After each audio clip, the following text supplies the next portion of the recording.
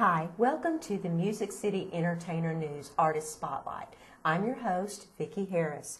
Today my guest has such a rich history in gospel music that I wanted to have him on the show with us today and let you meet this wonderful man, Jeff Jeffrey. Hi, Jeff. How are you? Hi, Vickie. I'm glad to be here. Good. It's nice to have you. I was so impressed. I met you, as you know, about, 3-4 months ago, right? Well, right before Christmas, you had called, and we started talking about doing some projects together, and I thought, this guy is just so wonderful. He has so much information, and so that's why we have you here today. Tell us how you got started and what the background you have in gospel music is. Well, I guess you could say I got started when I was about 4, maybe 5 years old. I don't remember, but they tell me that I got up in front of about 10,000 people in Paducah, Kentucky and sang Jesus Loves Me. They were having some kind of fundraiser for a local children's hospital there, and I got up and did that. And then when I got into high school, I sang in the chorus. We didn't have a music program in our little high school. We were lucky to have a building. But sang there, and then I was in a church revival one weekend, and a guy from Bethel College in Hopkinsville, Kentucky, it's no longer there, Little Baptist College, came to me and asked me if I was going to college. I said, well, I hadn't thought about it. I don't have any money. Grew up with my mambo in high school, and we traded things for food. I mean, we didn't have any money at all. He said, well, why don't you come and see if you can do a scholarship? So I went to Hopkinsville, Kentucky, Bethel College, and got a full scholarship in music. And all I had to do was make my spending money. So me and a friend of mine got up every morning about 4:30 or 5 o'clock and walked about 2 miles and cleaned out dairy barn stalls. Oh, my. I would take 3 and 4 showers a day and still couldn't get smell away from me. Oh, my God. But I was at Bethel College and thought about going just for 2 years, which was a little junior college. And then I got a friend of mine that introduced me to a guy at Belmont College here in Nashville, University now. And short story, I got a full scholarship at Belmont, and had to do some music stuff and enjoyed it very, very much. Just sort of fell into gospel music. I love the sound. I love what's going on. Used to go to the old Wally. I'm going to tell my age now. Used to go to the old Wally Fowler things down at Memorial and go backstage and listen to them, and it was lots of fun.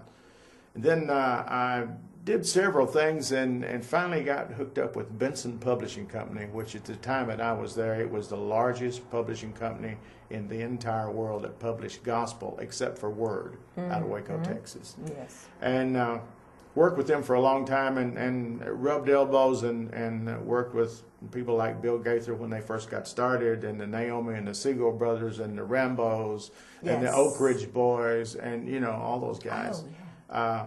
Had fun with them and just have continued to do it. That is amazing. I'm always just fascinated when people tell me about, because I didn't know, the Chuck Wagon Gang or like you said, was it the Segal brothers? Naomi and the Segal brothers. Okay, I just have heard about them. But so many people that have this background in gospel music talk about them and what that meant to them to be able to perform with them. Now, later on, here they are. Right. And that helped you, I guess, decide this is, more of what I want to do and get into. True. I noticed that you also are wanting to help others. Tell us a little bit about your company and what you're doing. Well, when I worked with the Benson Publishing Company, I did a lot of production work. Most of it was in the children's area, but I did some co-production work with people and enjoyed it.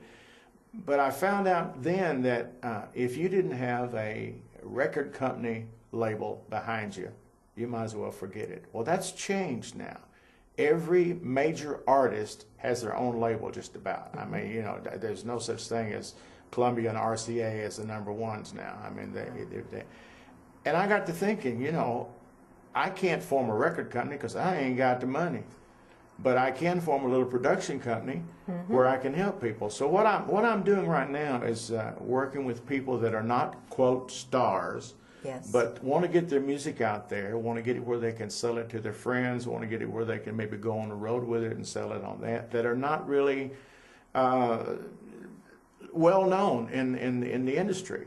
And so that's what I'm doing. I just finished up a project that I gave to you with a guy named Doug McClellan and Tom Browning from up in Kentucky. They are two old hippies. That's all I can say. But they came down with some music. We put it together, and we're going to release it in the next couple of weeks and get it going. So I'm about trying to get people that don't have star out there on their name to get a project that they can use wherever they are. My motto for my company is, we'll help you get where you're going. Yes. Doesn't mean we're going to make you a star, but That's wherever right. you're going in We'll your help own you, yeah. physical, we'll do it. Yeah.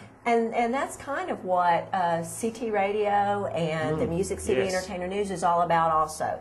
We recognize that there's a lot of talented artists out there that have had record deals and are famous.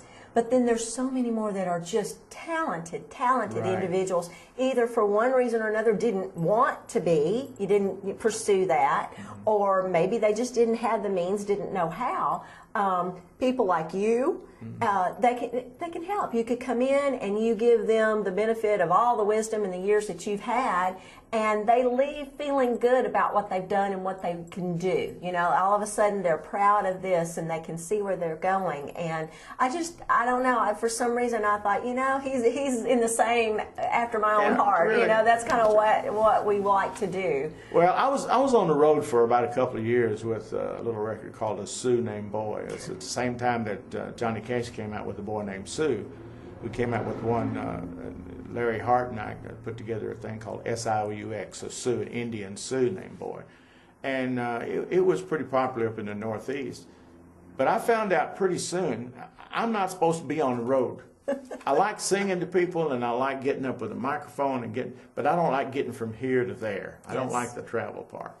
And I also found out that my expertise is more in helping other people and pushing them out and getting them where they're going and getting behind the scenes. So I'm so happy to get hooked up with you. It's unbelievable because what I can't do, you can do. Right, and we can help each other out. Right. And that's what we'd like to do for everybody else.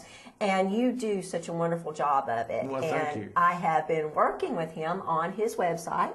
So let's mention that as well. Yes. It is www.simplysoutherngospel.org.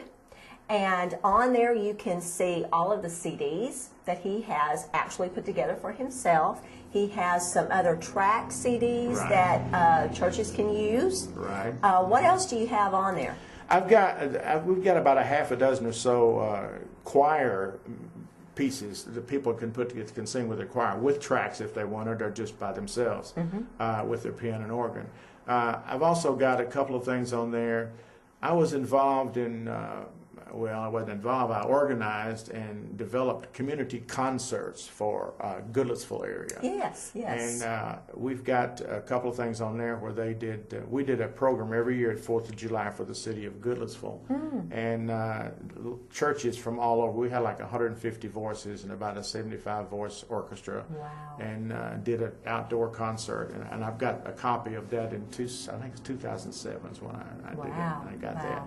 And I've got some poetry on there that is not set to music that I'm going to put on the website. And it's just more of an informational thing to let people know I'm out there. This is what I've done. This is what I can do. If you want some help, come give me a holler. Definitely. And he is, as I said before, a wealth of knowledge, talent, and if you just like good old simply Southern gospel music, then you will definitely love Jeff Jeffrey's site.